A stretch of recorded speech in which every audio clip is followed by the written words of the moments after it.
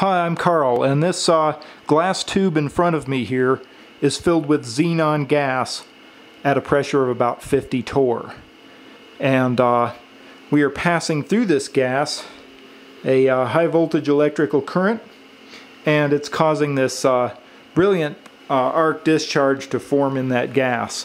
This is an example of what some people call plasma art or plasma sculpture. It's just cool looking, and for people who are into physics related hobbies, it should be quite an accessible thing and a fun thing to do. So I'm just going to explain briefly. I'll turn the Tesla coil off. I'm going to explain briefly how I put this together and some tips and tricks, I guess, from my limited experience doing it. So first of all, this is an activity that involves some limited glass blowing, and you need to be able to obtain the right parts to do this. First of all, you need some large pieces of glass, and you need torches in order to work that glass. This is a small commercially made torch that costs about $150 or something like that. Uses compressed oxygen gas and propane, and these other torches, these are inexpensive torches that cost about $100 a piece, and they will run off of an oxygen concentrator, a medical oxygen concentrator, because they don't consume very much gas.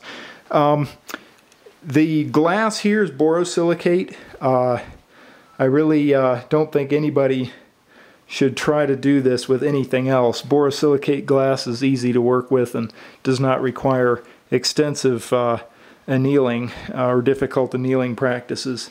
So I would recommend that's where you start, even though it is a more expensive glass than some of the soda glass that's out there.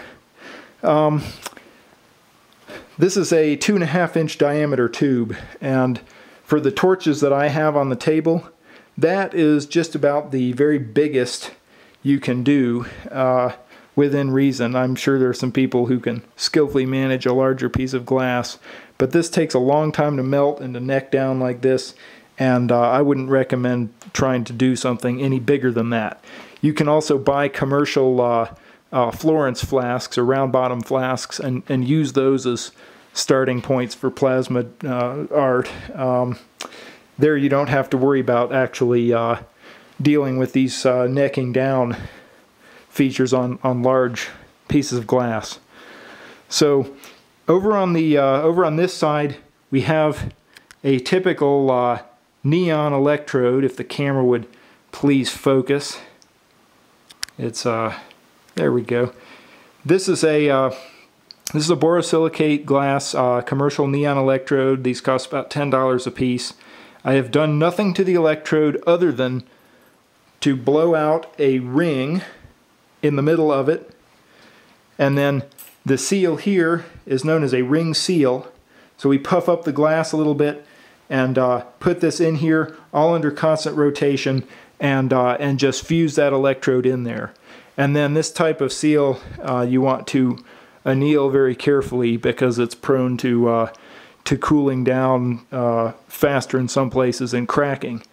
At the other end, I have put on a tubulation that's flared out here to meet the thicker glass, and then comes down and was originally mated to a 1/4-inch heavy wall piece of tubing. You want to use heavy wall for the tip off because otherwise you're prone to create a leak when you do this tipping off process.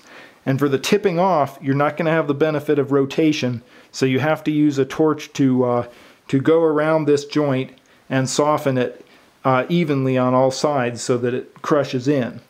And what I will typically do on this is to use a large bushy flame that comes from this kind of torch, heat that joint up uniformly all around it, and until you start to see some sodium flare on the glass. And then I'm going to take this much finer torch and actually affect the tipping off. And when you tip off, you'll frequently have a blob or lens of glass that forms on the workpiece. That's a dangerous thing because it's a large accumulation of glass, it cools unevenly and it can crack. So you want to take a piece of glass cane and gather up that lens to the extent practical so that your tubulation end is sort of uniform in thickness. And of course you want to double check to make sure there's no hairline that runs out of that will allow gas to get into the system after you've tried to seal it. The other thing you need for this kind of art or sculpture or playing around, fooling around, whatever, is a vacuum system. This is my vacuum system. Actually, some of it's down there. At a bare minimum, you need a roughing pump, a mechanical vacuum pump that's capable of getting into the millitorr range. And what I prefer to use is a turbomolecular pump that's backed up by the roughing pump. The turbo pump, mostly for this kind of application, is useful to give you more speed. It's good to have the pumping speed so that when you're outgassing your tube or tipping off, you can get rid of gases that are formed in the process. Also, it helps you pump down faster. But as I said, the pressure in the tube here is 50 torr. That's pretty high. You don't need a high vacuum. You just want a clean, fast system. And you can get away with just a mechanical pump. You can also use other high vacuum pumps like drag pumps or diffusion pumps. But these turbos show up on eBay frequently enough, and they're pretty cheap. I think I paid, about $100 for that, and got some kind of controller that I had to put in a box for it. But this is the system. So we have a manifold. There are valves to control gas flow up into the manifold. We have a pressure gauge. This is just a regular, what they call a Borden gauge. God damn it, camera. There we go. You can see that holy shit. You can see the current pressure is 26 inches mercury of vacuum. So this system's currently valved off and it's under vacuum, and that is pretty much that's pretty much a full vacuum here in New Mexico relative to atmospheric pressure. So this is an important feature. You want to use a direct or a gauge that doesn't depend on the gas species that you're measuring. So thermocouple gauges are not good for this application. Capacitive manometers work very nicely, but just a good old Borden gauge is good enough. The manifold, I like to use these VCR fittings. They're expensive initially, but eBay is your friend. These come very cheap on eBay, and they use little gaskets that, if you go to your Swagelok store and buy these things, you'll pay $1 to $2 each for them, which is just an outrage. So again, eBay's your friend, where you can buy a sack of 50 of them for 10 bucks or something. The other thing you need to do this kind of a hobby is gas. And people are going to balk at the price of this gas because it's pretty crazy. This is xenon gas. This cylinder has about, you can see the cylinder pressure is about 500 pounds per square inch, PSI. This bottle is about 430 milliliters, the internal volume of the bottle. So the amount of gas in here is now about on the order of 23 standard liters if you were to consider that gas at STP conditions.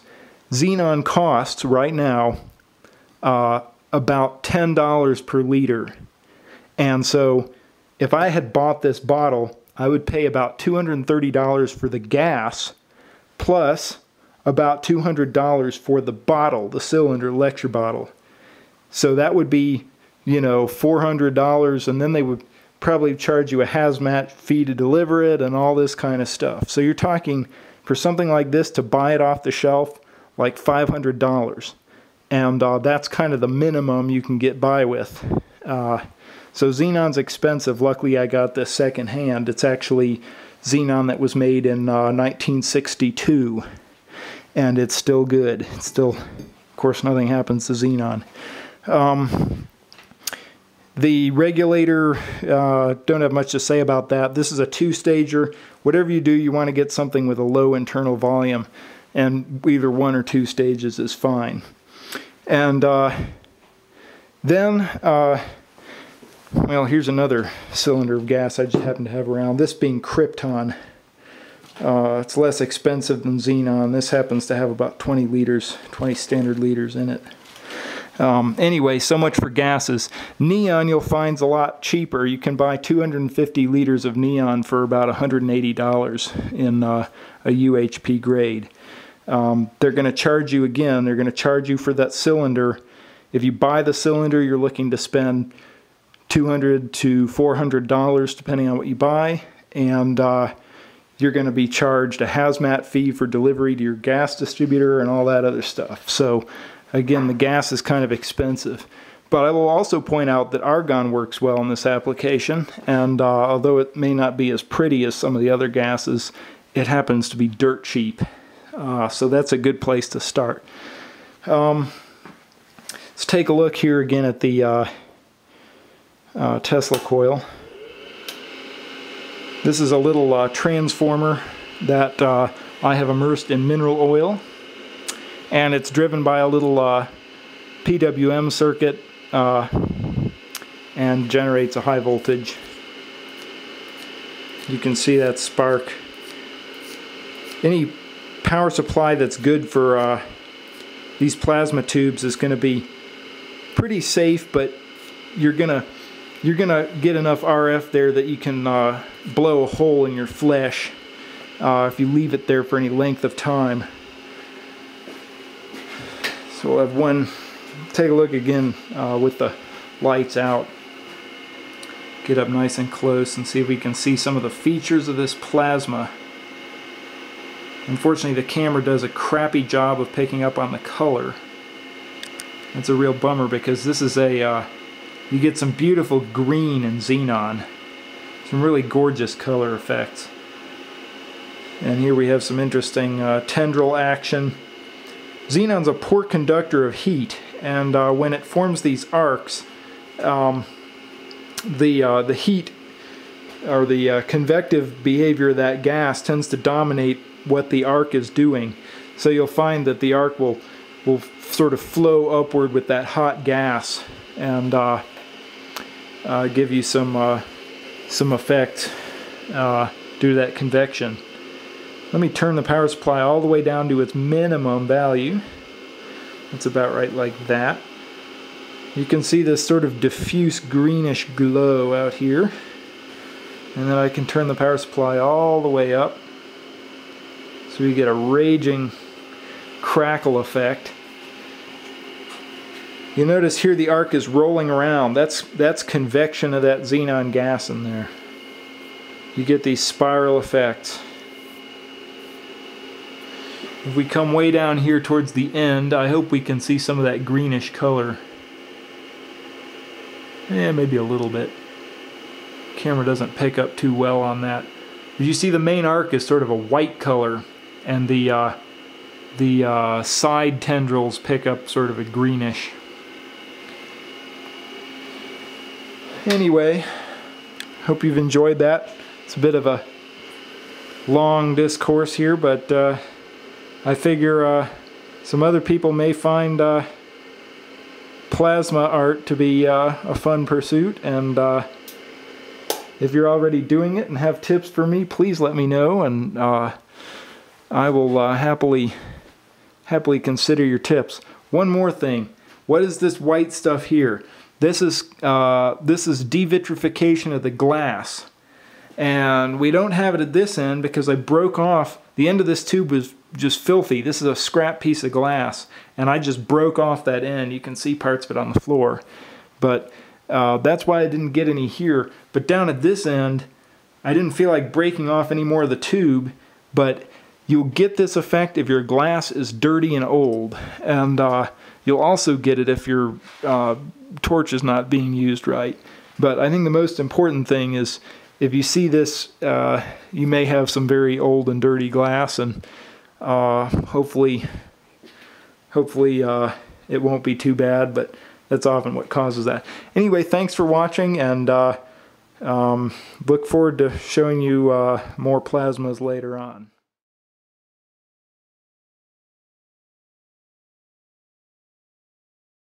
So we've been talking about what is material science and engineering, and in this demonstration I would like to show you an example of how we manipulate materials, except here what I'm going to do is I'm actually only going to manipulate the physical structure of the material. I'm not going to change the chemistry. And so what I have in front of you is a couple of pieces of stainless steel. And here on my left is stainless steel as we all know and love and use in everyday life. And to show what happens when I change physical structure, we're going to do sort of a thought experiment. And so what I have in my hand here is a ball bearing. And I'm going to, in a minute, drop this ball bearing and let it hit the piece of steel. But before we do that, let's think about what's going to happen. So as I drop the ball, it has kinetic energy. It's going to strike the surface, and that energy is going to be transferred into the surface. And what's going to happen is that this piece of stainless steel is going to receive that energy by deforming. And that deformation is made possible by a movement of dislocations. And the best way that I can sort of explain this is to try to pass my knuckles past one another, okay? When I try to do this, there's a little bit of energy I have to overcome, but once I do that, they slide pretty nicely, all right? That's dislocation motion in metals. And so what's going to happen is as this ball hits the surface, the dislocations are going to move, and that's going to absorb energy. That energy that is absorbed is no longer going to be in the ball bearing, and so as a consequence, the ball bearing will bounce, but not very far. So let's see that in action. Pretty boring, all right? So now what I'm going to do is I'm going to take this piece of metal, which we've previously described as being crystalline, and I'm going to change that crystalline nature to amorphous. So the opposite of crystalline is amorphous. Crystalline, I have periodic arrangement of atoms, very ordered structure. Every atom looks like every other atom. Think of a marching band, you know, marching in line. Now what I'm going to do is I'm going to take this piece of steel and I'm going to melt it so it's a liquid. And then instead of allowing it to cool slowly to equilibrium, I'm going to cool it at thousands of degrees per second. And in doing that, I'm going to freeze in this amorphous structure. An amorphous structure would be random, chaotic arrangement of atoms so that no two atoms look the same in terms of their neighborhood and the neighboring atoms. And the most obvious example of an amorphous material is window glass. So window glass is a solid with an amorphous structure. So now we're going to do the exact same experiment. I'm going to drop the ball, but now it's going to land on a piece of this amorphous metal, or what we call metallic glass. And let's see how that changes the behavior. So now, since this material is amorphous, the dislocation movement mechanism is no longer present. And so as a consequence, there's no really easy way to transfer the energy from that ball into the surface of that material. And so as a consequence, more of the energy goes back into the ball. And so the ball continues to bounce and bounce and bounce. And so this metallic glass or amorphous metal is used in things like golf clubs, racquetball rackets, recreational items. And obviously here what I'm trying to do is, well, if I'm hitting the ball with something and less of the energy is going into the object that does the hitting and more of that energy goes into the ball is going to go further. Can aluminum fly? Of course not. Aluminum rock just sits there. You can throw it in the air, but it doesn't fly. A volcano can throw it, but it still doesn't fly. If you pour gasoline on it, does it fly? No, aluminum doesn't fly. But suppose you take that aluminum, mold it into a nice long fuselage with wings, a tail, and a few other parts, add some jet fuel, and then it flies, and we call it an airplane. But what really makes an airplane fly? What's the one part that makes a plane fly? Take off the wings and experiment with it. Wings on itself doesn't fly. Take the engines off and study them. Engines don't fly. take the pilot out of the cockpit and study him. He doesn't fly. We come to the conclusion that an airplane is a collection of non-flying parts. Not a single part of it flies on its own. So, what does it take to make an airplane fly? The answer is intelligent design. Humans are intelligent enough to put together non-flying parts to create an airplane that can fly.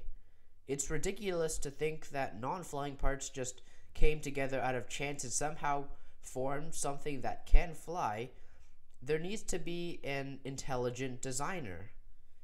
So let's bring this analogy over to evolution. Evolution is simply information that changes over time. There is no necessary intelligent being to guide the process.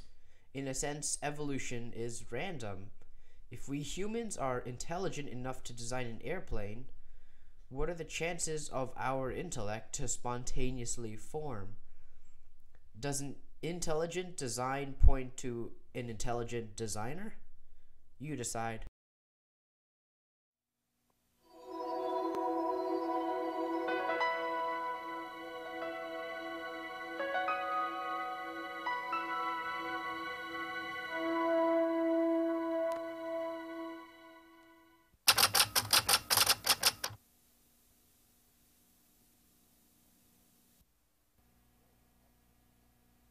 Hello and welcome to Future Path. I'm Americo Forestieri, Director of External Affairs at the NASA Lewis Research Center in Cleveland, Ohio. In NASA's goals to try to fly higher, further, and faster, new materials and structures are required to meet these goals. In today's segment, we're going to look at some of the things being done in our Structures Division on structures for flight propulsion. I think you'll find it interesting. Let's watch.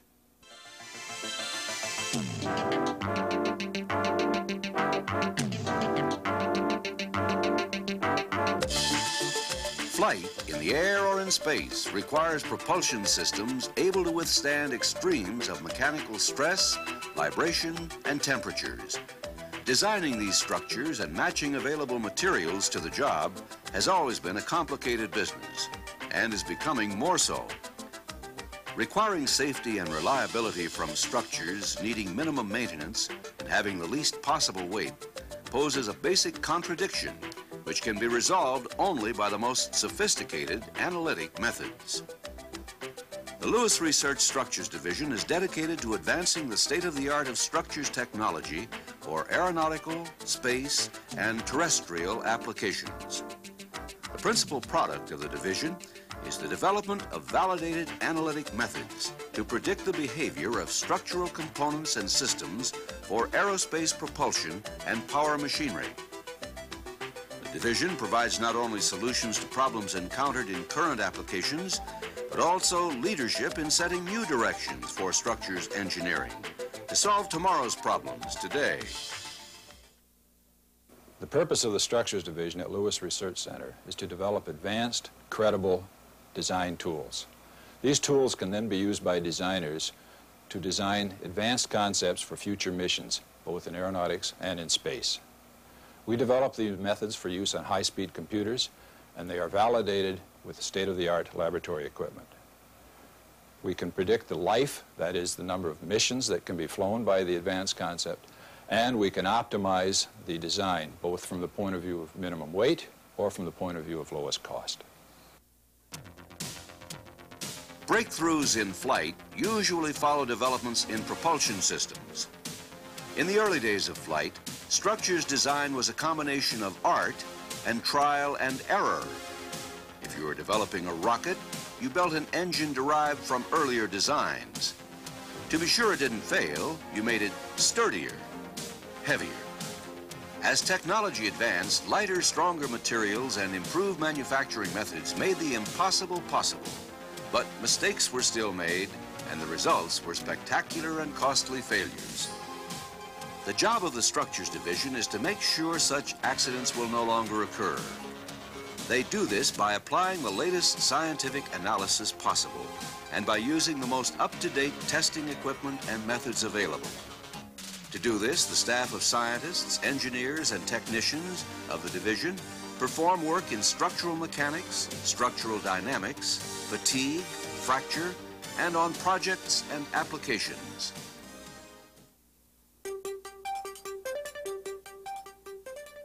Some of the work in structural mechanics includes characterizing the properties of metals used in propulsion systems.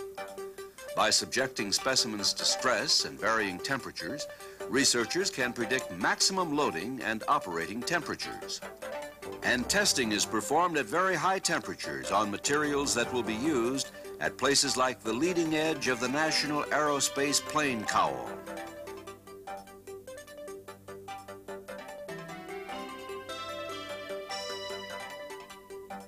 The work in structural dynamics focuses on the forces affecting bodies in motion. When the turbine in a jet engine loses a blade, or even during a very hard landing, the vibrations that occur can cause a propulsion system to fail. Tests in dynamics can simulate a blade loss condition to provide test data to compare with simulation models. Any rotating machine will tend to vibrate at certain critical speeds. And since modern rotating equipment is required to operate at ever higher speeds, this problem is increasingly important. Research in the division is developing methods for both active feedback and passive suppression to permit operation of equipment above critical speeds and to reduce bearing wear. High-speed computer simulation is required for the full dynamic analysis of rotating machinery. Parallel computing, developed in the division, is making this possible. By combining a large number of processors in one transputer, computations can be performed rapidly enough to study high-speed vibrations of rotating components.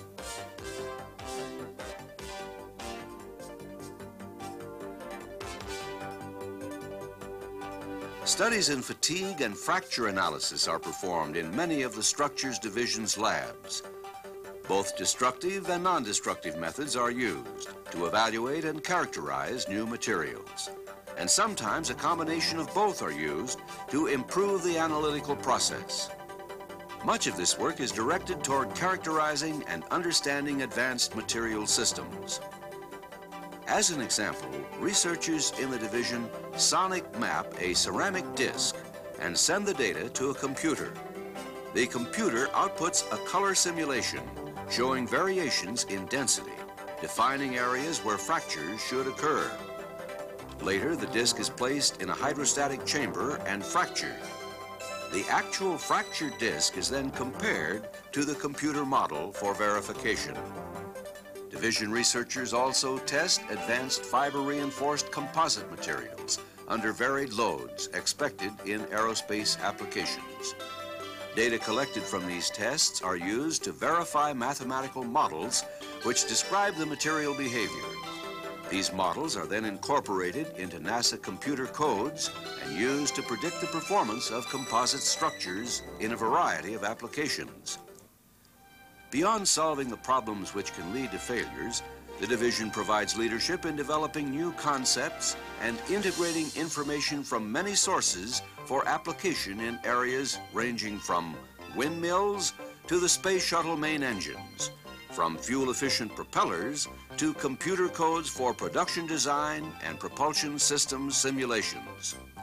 The work of the division provides verified mathematical models and computer codes that are key elements of today's computer-based design analyses for flight propulsion systems, as well as many other systems with similar problems.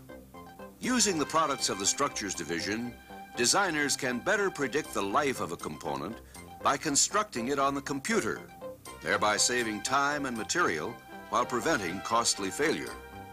Future aerospace systems will require advanced capability. Onboard computation and real-time sensors will combine to make it possible to monitor the health of advanced systems. Active elements could be included to make it possible to suppress dynamic instabilities. Structural tailoring to account for local stresses and local hotspots may be the only way to take advantage of the new lightweight, high-temperature, yet very brittle materials. Computational simulation will allow designers to make rapid, affordable, and feasible designs. Probabilistic methods will allow designers to quantify risk and make trade-offs between performance, and life. Combination of these capabilities will allow those designers to operate and design closer to the limits. Such capability will allow us to build systems that we couldn't build before, to carry out missions that conceivably couldn't be carried out with the development of these capabilities. The Structures Division hopes to play a major part in bringing them about. A special combination of experienced in-house staff and facilities in the Lewis Research Structures Division has been tailored to meet the challenges and needs of the new age of spaceflight and aviation. The work of the division continues to evolve technology and will take us into the next generations of flight. Our second segment is about a process developed at Lewis that we're very proud of. An engineer in our materials division developed a process called arc sprayed monotape. Let's find out about it and some of its many uses.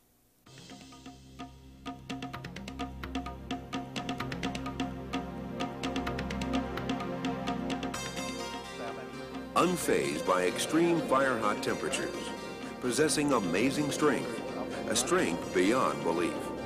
Its creation, one of outstanding engineering achievement.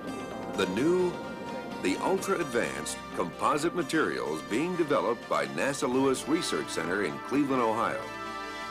To understand this fascinating field, we must start with basics and determine exactly what is a composite material.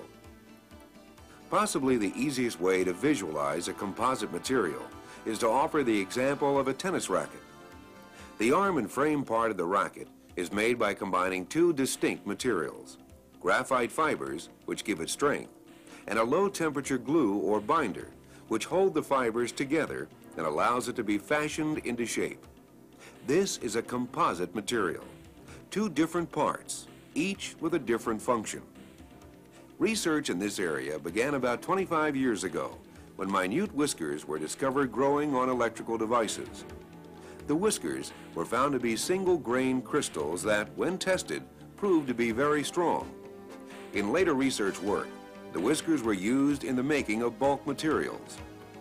Today, instead of whiskers, fibers like silicon carbide, tungsten, and graphite are used with a glue or binder to make such things as engineering and sports products. There are some products, though, that need to be able to withstand higher temperatures. At the same time, it's also necessary that they be lightweight and stiff, which, incidentally, are very important requirements for just about anything intended for use in space. To meet the more demanding requirements, a glue or binder such as aluminum or titanium may be used. For other products that need to be heat resistant at even higher temperatures, a nickel or iron-based alloy is combined with either certain carbide fibers or tungsten fibers. There are several ways to do this, and one of them is the arc spray process. This method was developed right here at NASA by one of our engineers, Leonard Westfall. He works in the Advanced Metallics branch of NASA's Materials Division. Recently, Mr. Westfall described exactly how the arc process works. The process works like this. We have an arc spray gun which is attached to a large vacuum chamber. Inside the vacuum chamber is a drum that has our real strong fibers wound on the surface at a very regular spacing. The arc spray gun works by having two metal wires coming into the gun, and an electric arc is struck between the tips of the wires. The electric arc has sufficient intensity to cause the wire tips to melt. A high pressure stream of neutral gas, and we usually use argon, very clean argon, is sprayed on the molten wire tips, causing the molten metal to dislodge from the wires and to be vaporized into very, very fine particles and sprayed, and we aim it right on this drum surface. The thin sheet that's formed can be as big as the drum surface. The thin sheet Mr. Westfall was talking about is called a monotape. It comes off the drum very easily because a Teflon spray is applied first. The spray allows the material to get hard and yet not stick to the drum. It simply peels off. Composite monotapes are used to make composite shapes, which are rather complex structures requiring extremely high strength. In order to make the structure as strong as possible, the monotapes must be positioned in certain directions.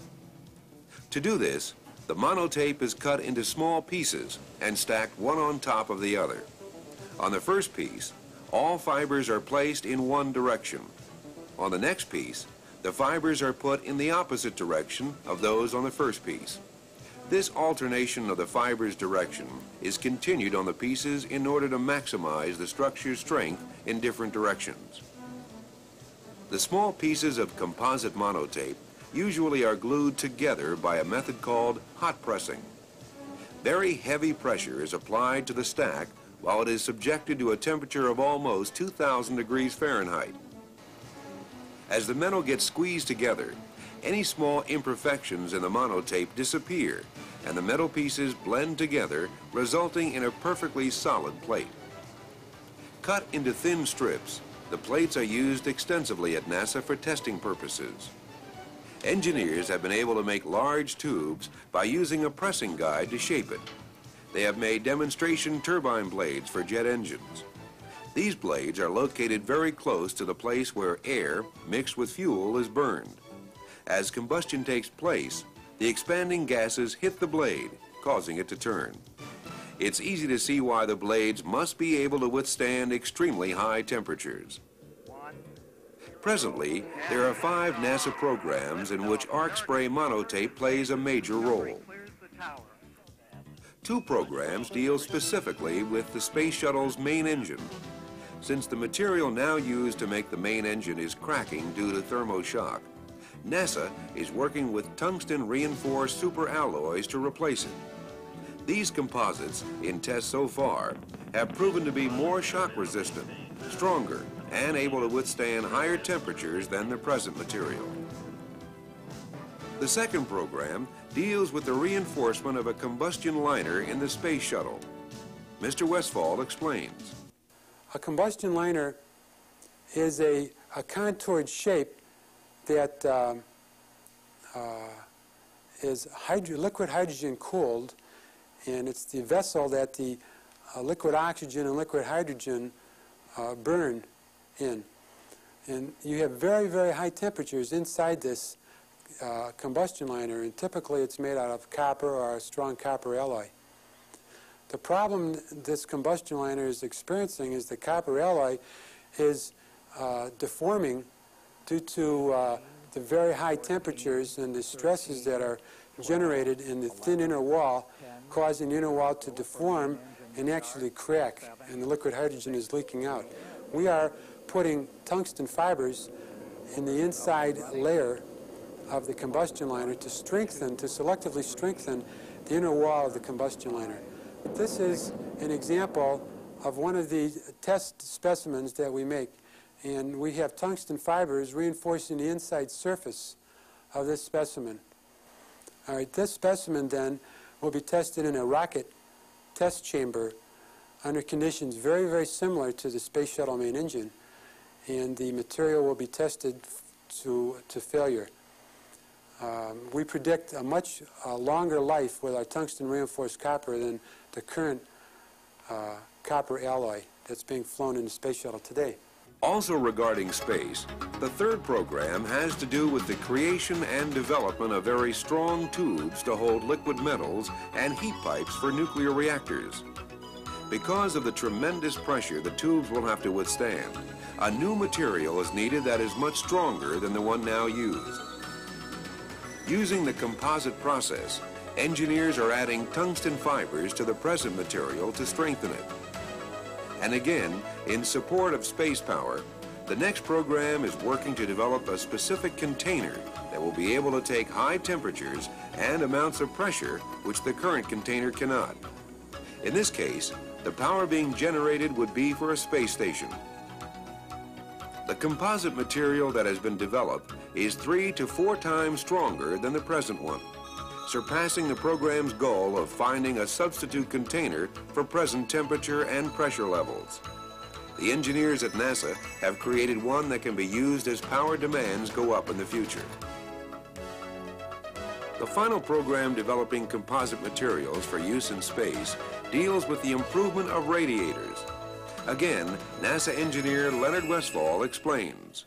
These tubes I talked about before have radiator panels hooked on the back of them to get rid of the heat. All right. We're developing fiber-reinforced radiator panels that are made out of graphite fibers that have very, very high thermal conductivities. And thermal conductivity is the material's ability to conduct heat very quickly. All right, these fibers conduct heat extremely fast, and we put them in copper as a high-temperature glue. Copper also has very high thermal conductivity. And so what we end up with is a structure that has higher thermal conductivity than copper, is very, very stiff and light. And this saves weight, it increases the efficiency of the radiator panels, and makes the whole cooling scheme work much, much better. At NASA, there is also very exciting work being done to support the National Aerospace Plane. The plans for this remarkable plane call for it to take off from the ground and fly up, right into orbit. It would fly like an airplane, but its jet engine at higher altitudes and speeds would become like a rocket and boost it into space. NASA's Advanced Metallics branch is working on developing a fiber-reinforced inner metallic material out of which to build the plane. Currently, the plane severely lacks a suitable material. There are 3 vital requirements that the material must have. It must be lightweight, highly resistant to extreme heat, and very strong. Since it will be used primarily as a major structural component, the composite material being tested and developed uses ceramic fibers. The inner metallic matrix and ceramic fibers together form a material that could be the solution to one of the plane's most pressing needs. In all the research, in all of these programs, with all of the discoveries, breakthroughs, and amazing new products tested, and those actually in use, still, according to Mr. Westphal, the present work is, quote, just scratching the surface in composite materials. Besides the fibers in existence today, there are many, many others with great potential that need to be developed and tested. NASA's goal? To develop even stronger fibers that can work at even higher temperatures. Some of the structures NASA has been working on will be used for the National Aerospace Plane, or commonly known as NASP. NASP, when it is built, will have the unique capability of taking off from any airport and fly directly into space. Let's learn more about NASP.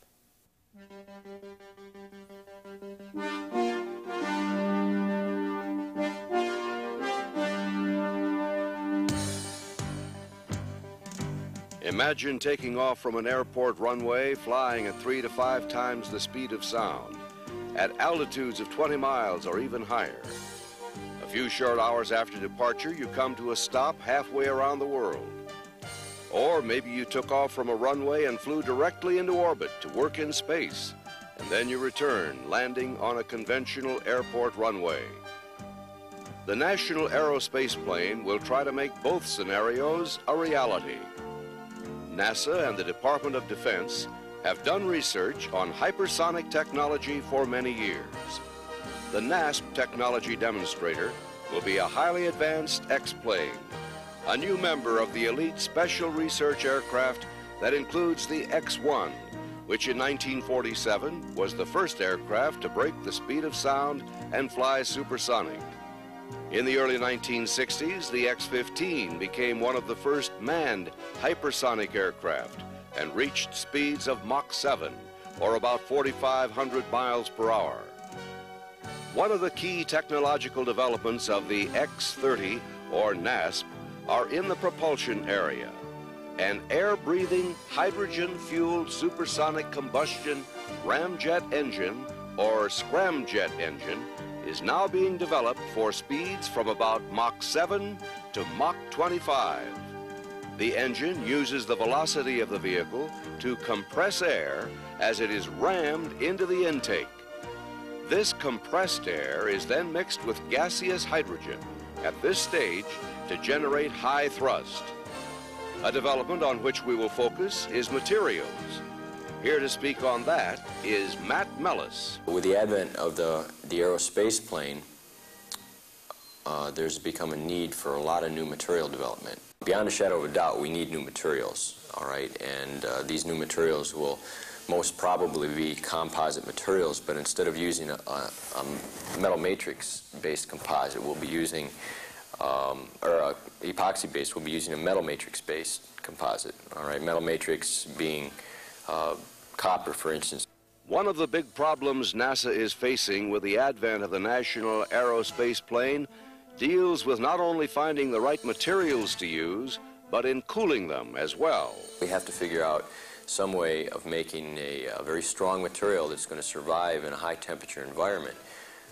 And what we're going to have to do is actively cool this material, all right, by putting some kind of a cryogenic fluid behind it, gaseous hydrogen or liquid hydrogen, which is very cold, and acts as a good heat transfer medium to take heat away from the leading edge. So on one side of the material, on the inside of the wing, for instance, there'll be a lot of coolant rushing through to cool the inside down, and on the outside you'll have a very hot surface, and that is why we need the high heat conductivity. For instance, you look at fighter jets that travel Mach 1 or Mach 2, or even the Concorde, which goes up to Mach 2, you see that their wings are very narrow at the leading edges, okay? And there's a problem with that, because the smaller the leading edge gets, the more difficult it is to cool, and the hotter it gets because it's such a small, it's just such a small point lying out there in the free stream that it gets very warm very quickly. The National Aerospace Plane is one of the projects being developed by NASA for future space use, but we cannot expect it to do all of our work in space. The National Aerospace Plane being something that will possibly be able to supplement the shuttle fleet, or maybe even replace it. But obviously, if you have an airplane that can take off from a runway and go to orbit with some people in it and go to the space station, for instance, or something like that, obviously it would be capable of shuttle-type operations. As far as payload goes, I think moving big things like space station components, or say, for instance, they want to go to Mars, and they have to get some big boosters up there or something like that. I don't see the National Aerospace Plane taking that kind of payload up there. The National Aerospace Plane is expected to yield a high payoff for the United States in the early 21st century, with reduced space launch costs, vastly reduced transit time on long-haul air routes, major investments by private enterprise in commercial space ventures, and sustained U.S. preeminence in aeronautics, with all of the social and economic benefits that accompany it. This is Americo Forestieri wishing you goodbye and hope you've enjoyed our show. I hope you walk along the future path again with me at NASA's Lewis Research Center in Cleveland, Ohio.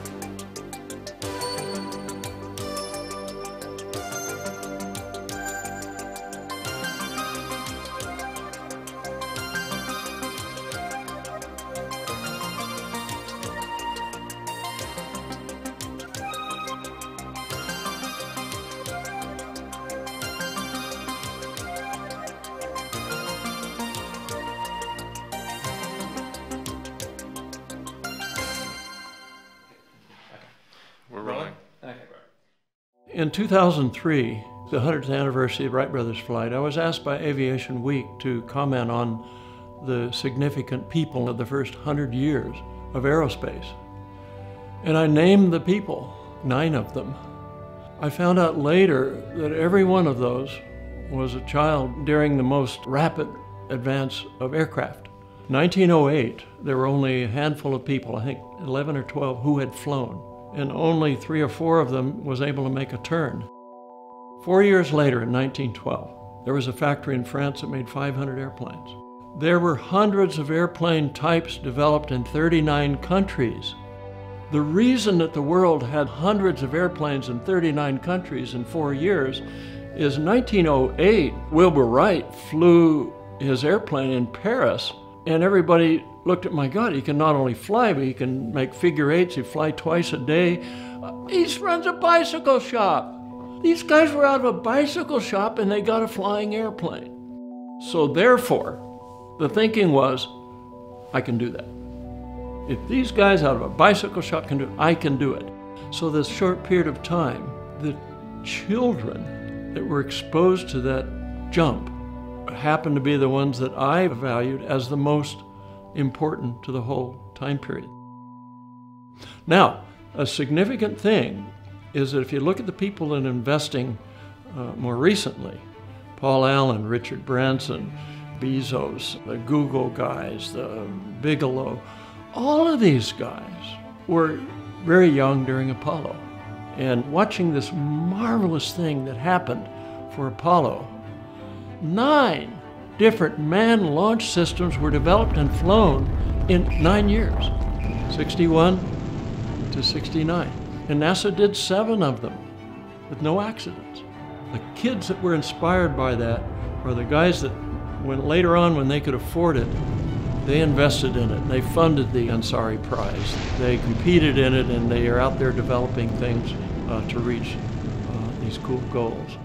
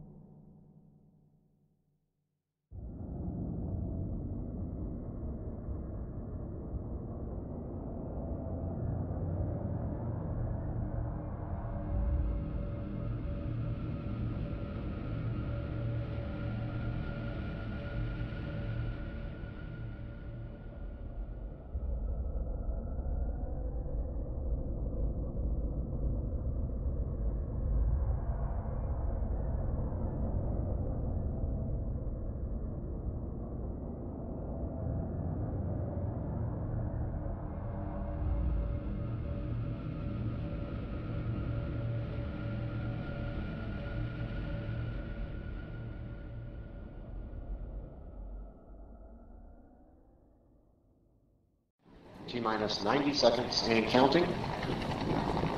All systems are go. We're about 90 seconds from the launch of Space Shuttle Discovery.